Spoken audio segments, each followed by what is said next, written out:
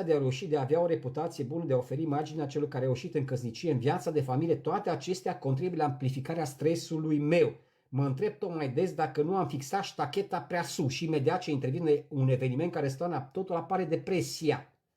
Mă simt presat, neputincios și inferior. Cu alte cuvinte, depresia și are origine într-o situație pe care o trăiesc față de teritoriul meu, adică ceea ce mi aparține. Spațiul meu vital, da? Copiii mei, prietenii mei.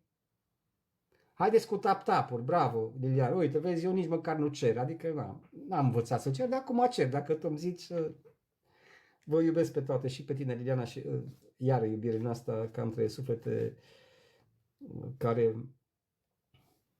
atenție mare la războiul psihologic între bine și rău.